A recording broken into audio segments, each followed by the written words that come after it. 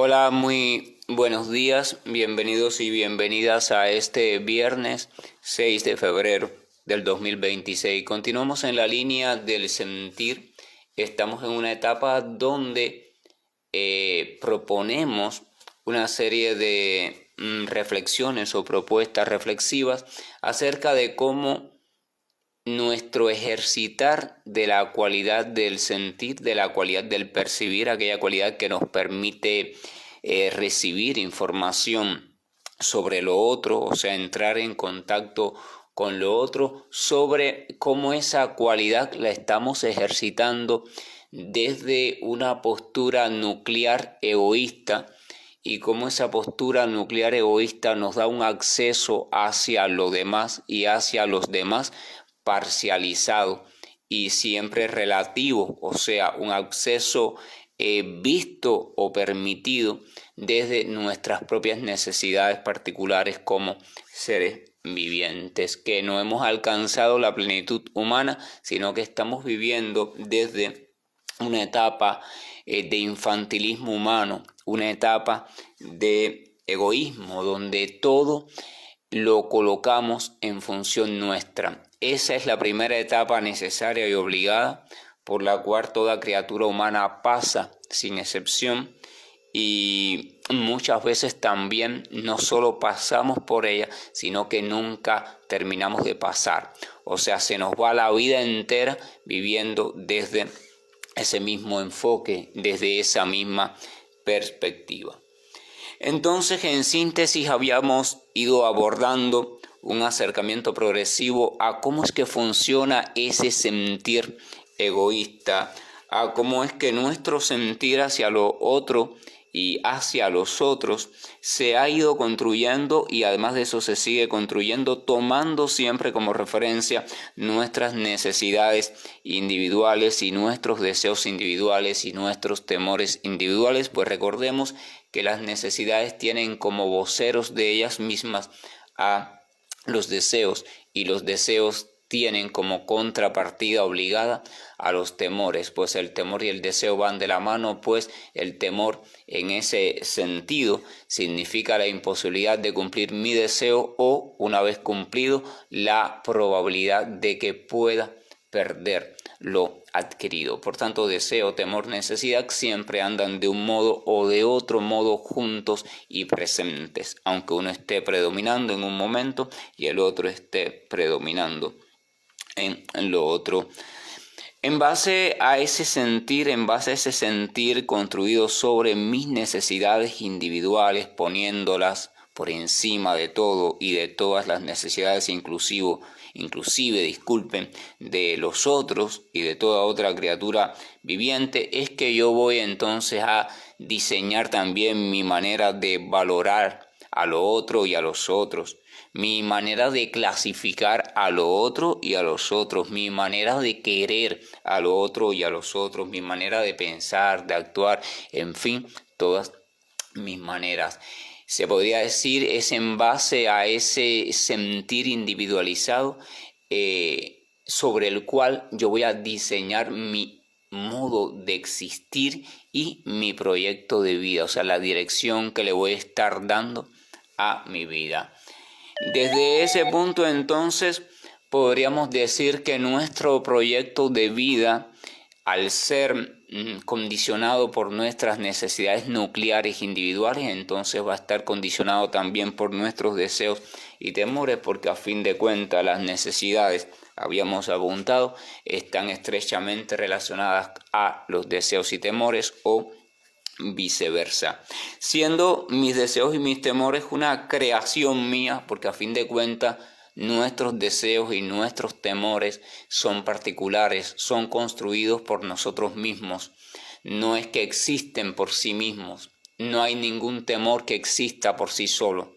Nosotros les damos vida a nuestros temores, y nosotros somos quienes les damos vida a nuestros deseos. Por tanto, son muy particulares, forman parte únicamente de nuestra realidad personal, nuestra realidad subjetiva, y desde allí se va proyectando hacia todo lo demás y va condicionando nuestro actuar, pensar, sentir, etc. Entonces, si volvemos a ese punto, o sea, si mis deseos y mis temores son una creación mía, una construcción mía, o sea, una creación de mi propia mente, entonces podemos decir que soy esclavo de mi mente. O sea, cuando voy llevando una vida así, cuando voy llevando una vida que se va estructurando sobre las supuestas necesidades individuales, entonces yo voy viviendo una vida de esclavitud donde mi mente, mis necesidades, mis deseos y mis temores son los titireteros que mueven los cordeles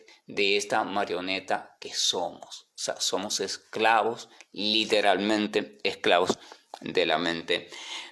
¿Cómo me libero de esa esclavitud? Eso es una pregunta importante. Lo primero es darme cuenta hasta ese punto de cómo en verdad soy esclavo. Cómo en verdad, a pesar de que la mayoría dice soy libre, hago lo que quiera, en verdad no somos libres, sino que somos esclavos de una serie de necesidades, temores, deseos, de una serie de programaciones inteligentemente y sutilmente diseñadas en nuestro campo mental, que nos arrastra y que por tanto nos limita la plenitud a la cual estamos siendo llamados como seres humanos, y plenitud hacia la cual no pueden transitar conscientemente los animales, pero nosotros sí podemos hacerlo, y sin embargo no lo estamos haciendo, y debido a eso seguimos luchando entre nosotros mismos, matándonos entre nosotros mismos, agrediéndonos, odiándonos, haciendo todo menos avanzar amorosamente hacia la plenitud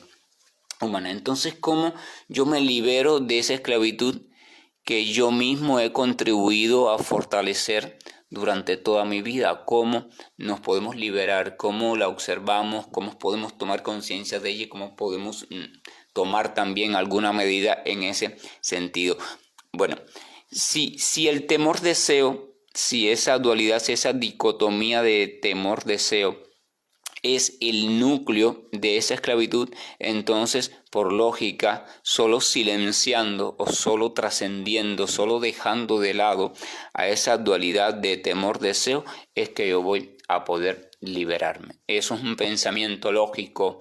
Si la necesidad es el núcleo que ha armado toda esa red esclavizante, y esa necesidad se expresa a través de los temores deseos, entonces yo debo liberarme de esos temores deseos.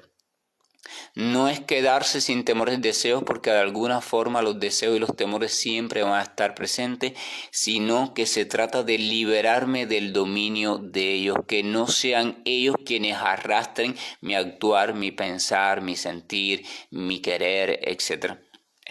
Eso es importante comprenderlo, porque hay veces que las personas piensan que el silenciar o el dejar de lado algo significa negarlo, significa excluirlo, y no se trata de eso. Significa incluirlo, pero incluirlo en su verdadera posición y no en la posición de dominadores. Por eso en el Bhagavad Gita, un texto sagrado de la tradición Vaishnava, el Señor Supremo explica a su querido amigo que la mente puede llegar a ser tanto nuestra amiga como nuestra peor enemiga. O sea, en la medida que los frutos de la mente se convierten en los guías de toda nuestra vida, entonces es nuestra enemiga, porque nos arrastra. Pero en la medida que nosotros asumimos el control consciente de todas esas cuestiones mentales y de todas las cuestiones que conforman nuestra vida, entonces en esa medida la mente podrá venir a ser nuestra mejor amiga. Entonces tengo que trascender, tengo que aprender a lidiar con esos deseos, temores, y aprender a actuar, pensar, sentir, etcétera, etcétera, yéndome por el lado de ellos, o sea, trascendiéndolos.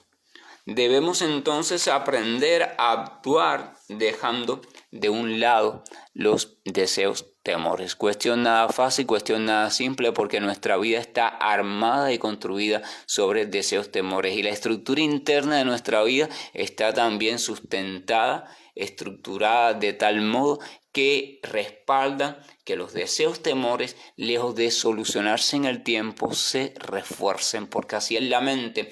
La mente diseña una estructura de manera automática, a veces a escondidas nuestra, porque lo hacemos de manera subconsciente o no consciente, y después diseña al mismo tiempo un mecanismo para fortalecer esa estructura. De hecho, muchas veces lo que hacemos supuestamente para superar nuestros miedos, lo que hace es que los refuerza, porque es un mecanismo muy sutil. Entonces, actuar dejando de lado esa dualidad, eso de el deseo, temor, ese es el principio o sería el principio. O sea, el principio de poder alcanzar un actuar libre, un actuar verdaderamente humano, un actuar que se diferenciaría en mucho del actuar animal que está siendo arrastrado por sus deseos, temores. Observen a cualquier animal, pero sobre todo a los animales con comportamientos mejores estructurados y sobre todo, por ejemplo, a las mascotas y cuestiones así, y se van a dar cuenta que esos animales, y en generalidad todos los animales, actúan en función de lo que le gusta, lo que no le gusta, o sea, de sus temores y de sus deseos. Es arrastrado por sus temores y por sus deseos. De hecho, no pueden tomar conciencia clara, conciencia lúcida sobre dicho arrastre. Y debido a ese arrastre es que entonces caen en diferentes situaciones en las cuales nosotros no deberíamos caer, pero caemos igual. ¿Por qué? Porque estamos en la fase inmadura de la humanidad, de la cual es necesario salir, porque si no tendremos un final que cualquiera puede predecir, un final desastroso provocado por nuestra propia inmadurez. Ahora, ¿qué pasa en este punto? Que cuando yo comienzo a ejercitar mis facultades de sentir, pensar, amar y actuar, dejando de un lado mi núcleo de deseos y temores, entonces mi programación general, la programación automática que yo he ido estructurando durante toda mi vida, que se ha estructurado, repito, alrededor de esos temores, deseos y necesidades, va a comenzar a fallar. Va a comenzar a fallar porque si esa programación yo la he ido aprendiendo y estructurando en base a mis temores, deseos y necesidades, y de pronto yo empiezo a irme por el lado, a dejar detrás, a querer trascender, a querer actuar, pensar y sentir fuera de esos temores, deseos y necesidades, entonces mi programación se va a desorientar porque no va a saber qué hacer, porque estoy tratando de que funcione de un modo diferente, de un modo al cual o del cual o bajo el cual ella no sabe, no puede y, más importante que eso, no desea funcionar. O sea, empieza a fallar. Esa programación se ha ido estableciendo en función de mis deseos y mis temores, y por eso es que falla. Ahora, ¿qué pasa cuando, por ejemplo, vamos a un avión o a un carro automático moderno? Tiene un sistema computarizado que se llama o se le conoce como piloto automático, que tiene una serie de algoritmos para determinar rumbos, direcciones, cuándo aumentar velocidad, cuándo cambiar, etcétera, etcétera, ¿verdad? Ahora, ese piloto automático no viene de la nada, es una programación compleja, pero una programación que se va enriqueciendo, los fabricantes la van enriqueciendo con nuevos datos, nuevos avances científicos, nuevas formas de calcular ruta, cuestiones así, pero sigue siendo una programación, por muy inteligente y compleja que parezca, no es más que un conjunto de programaciones, un conjunto de evaluación de posibilidades y por tanto toma de respuestas en función a las posibilidades o a las más probables. De eso se trata. Entonces, vamos a suponer que no un piloto automático, ya sea de un avión o de un automóvil, comienza a fallar. Y comienza a fallar, ¿por qué? Porque de pronto el conductor del automóvil o del avión empieza a querer llevar el avión o el automóvil por rumbos que no están contemplados, que no son aceptados o que son desconocidos completamente para la programación del piloto automático.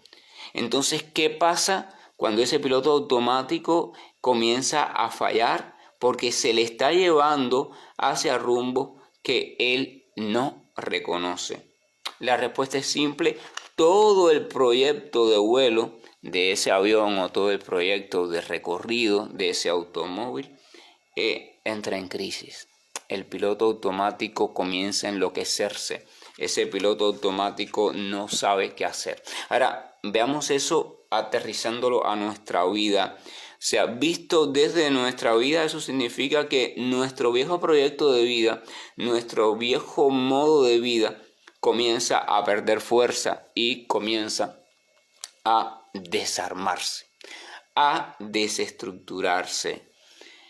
Y esto es lógico. Si todas las maneras en las que yo actúo, mi forma de pensar, de proyectar mi vida, mi forma de resolver los asuntos, mi forma de querer a los demás, mi forma de darle significado a las cosas, todo en mi vida, yo lo he ido programando y estructurando, sabiéndolo o no sabiéndolo, heredándolo de la cultura, de la familia, de lo que sea, como sea. Lo he ido estructurando sobre ciertos temores y ciertos deseos y ciertas necesidades que con el tiempo han dado lugar a otros temores, deseos, necesidades, etcétera, etcétera, etcétera. Y en función a todo ello yo he ido estructurando todos mis procederes. Entonces, ¿qué pasa cuando esos temores, necesidades y deseos, o algunos de ellos, comienzan a ser voluntariamente dejados de lado?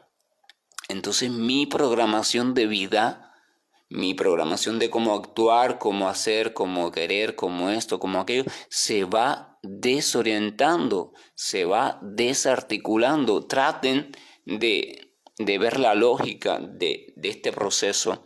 Traten de imaginar el proceso, analizarlo para que vean cómo es así, cómo es un proceso, una lógica completamente sustentable, y más que sustentable, es completamente sólida, porque es que ocurre así. O sea, mi proyecto de vida empieza a perder fuerza, empieza a desarmarse. De hecho, en muchas literaturas espiritualistas o literatura escrita por diferentes personas que se han adentrado en esta cuestión del estudio de la humanidad profunda o de las profundidades humanas o de la espiritualidad, han comparado esa etapa con una noche bien oscura, o sea, una noche donde no hay luz artificial encendida ninguna que sirva como guía, una noche donde no se observa la más mínima estrella, donde no se observa la más mínima luna, o sea, oscuridad total y solo oscuridad. Esto significa desorientación total. ¿Por qué? Porque lo que antes me orientaba automáticamente, ahora está dejando de estar. Ahora está dejando de servir como guía.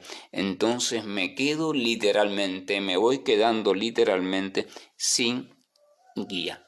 ¿Qué significa esto? Significa que nuestro sentir, el sentir que antes estaba bien ubicado, comienza a quedarse sin referencia de realidad para interpretar al mundo. O sea, antes yo consideraba real, más real o menos real, aquello que me hacía sentir más o menos. O sea, lo que no me hacía sentir nada es como si no existiera, lo que me hacía sentir algo existía pero normal, y lo que me hacía sentir mucho era la existencia más real. O sea, estructuramos nuestra existencia en base del sentir, pero ahora el sentir se va quedando sin esa estructuración de lo real y lo no real, porque ya no está actuando, no está sintiendo en función de las necesidades, deseos y temores. El sentir en esa etapa de la llamada noche oscura se va quedando sin criterio de valoración. O sea, yo antes iba valorando, y cuando hablo de yo me refiero a toda la humanidad, a lo bueno y lo malo. Si esto tal cosa, entonces lo calificaba como bueno, como malo, como dualidades. Le daba un valor, le daba una connotación positiva o negativa respecto o con respecto a cómo eso era capaz de ser bueno o malo de acuerdo a mis deseos, a mis necesidades, a mis temores, o sea, siempre en función de mí, calificación relativa, bueno o malo, pero para mí. Entonces eso también se va perdiendo, porque al yo irme de lado o por el lado de mis deseos y de mis temores y de mis necesidades, entonces pierdo el punto de referencia para clasificar algo como bueno, como malo, como positivo, como negativo. Pero mi sentir también se va quedando sin motivaciones específicas para trabajar, para actuar, para relacionarme con los demás. Porque si antes mi trabajo, mi actuar, mi estudio, mi relación con los otros, mi forma de relación estaba basada en función de mis deseos, de mis necesidades, porque era una proyección egoísta, y ahora de pronto me voy yendo de lado de mis deseos y necesidades, entonces, ¿qué orientación? ¿Qué toma ahora como punto de orientación o de motivación para yo actuar, trabajar, si ya no quiero o no me interesa satisfacer esto o satisfacer aquello? Fíjense cómo se desestructura todo mi programa de vida. O sea, ahora, ¿qué pasa? Esa desmotivación, esa desorientación dejan a la criatura, al que lo intente, al que cruce por esa etapa, en una situación de desorientación total, es decir, una situación donde la criatura no sabe qué va a hacer, o sea, lo deja o la deja completamente paralizada. Completamente paralizada. ¿Qué pasa cuando la criatura se queda completamente desorientada o empieza a quedarse desorientada? Inevitablemente van a venir sensaciones o sentimientos de angustia, va a venir temor, miedo, incertidumbre, va a venir todo lo que se nos pueda ocurrir comparado con lo que ya dije, con la noche, con el vacío. Eso incluso trae que la criatura empiece a cuestionarse una cosa, o sea, si vale la pena o no, si será posible realmente vivir así, construir una vida así, y si acaso ese tipo de vida así, sin orientación, medio que en el vacío, en la oscuridad de la noche, si acaso eso es la vida. Y por eso es precisamente que la llaman la noche oscura, por eso es que la nombran la noche del sentir, porque uno siente que se ha quedado vacío, que se ha quedado oscuras, que se ha quedado sin motivos para vivir, que se ha quedado sin estímulos, que se ha quedado sin gustos, o sea, ya no tiene gusto por nada, que se ha quedado sin sentido de su propia vida, que se ha quedado sin motivo para actuar. ¿Por qué siente que se ha quedado sin todo esto? Porque todo esto antes lo hacía en función de sus necesidades, temores y deseos. Pero en la medida que va sobrepasando sus necesidades, temores y deseos que antes le guiaban, entonces ahora todo eso se queda sin saber hacia dónde orientarse. Sin embargo, a pesar de que parece espantoso, a pesar de que parece no humano, de que parece feo, de que parece invivible, también hay una cuestión, y es algo en lo que coinciden o coincidieron y siguen coincidiendo todos los grandes sabios, los grandes santos, los grandes estudiosos de la espiritualidad humana, y que es que esa etapa es una etapa inevitable para toda aquella persona que quiera encaminar su vida hacia la plenitud humana. No se puede pasar de lo animal a lo humano, de lo primitivo animal, de lo infantil, infantil humano, hacia lo maduro humano, sin pasar por esa etapa, porque no se puede negar el egoísmo interior sin pasar por esta etapa de la noche oscura o muerte del propio egoísmo o reestructuración de toda la existencia. Literalmente no se puede, así que es una etapa inevitable y necesaria. Si no se pasa por allí, no se está creciendo, no se puede crecer como humano. Si se huye de esa etapa, si se huye de sus consecuencias, que solo mencioné algunas de ellas, entonces debe saberse que no se va a poder acceder a lo profundo, no se va a poder acceder a lo espiritual, a lo humanamente pleno. Pero además de eso, si nos acobardamos, si nos quedamos medios indecisos frente a la incertidumbre, si nos asustamos con esa desorientación, o simplemente si comenzamos a dar marcha atrás, si pensamos que no vale la pena continuar, si nos damos por rendidos en ese intento humanamente necesario, entonces sin remedio va a suceder una sola cosa: vamos a seguir siendo durante toda la vida, humanos inmaduros, humanos ciegos a la dimensión profunda o dimensión espiritual, humanos esclavizados por su mente toda malformada, toda enloquecida, esclavos de la ansiedad, del estrés y de todo lo demás, y humanos que nunca llegaremos a ser verdaderos humanos, sino que seguiremos siendo títeres de nuestros deseos y temores. Deseos y temores que no existen por sí mismos, repito, y eso es importante tenerlo en cuenta, sino que son construidos por nosotros mismos a nivel individual y a nivel social. Por tanto, esclavos de ilusiones humanas, de construcciones ilusorias humanas. Y así no se puede ser nunca libre, estable ni feliz. Sobre esta cuestión continuaremos hablando, pues, cómo salimos de ese problema. Que la gracia y el amor de nuestro Señor nos acompañe. Tengamos todos un buen día y bendiciones.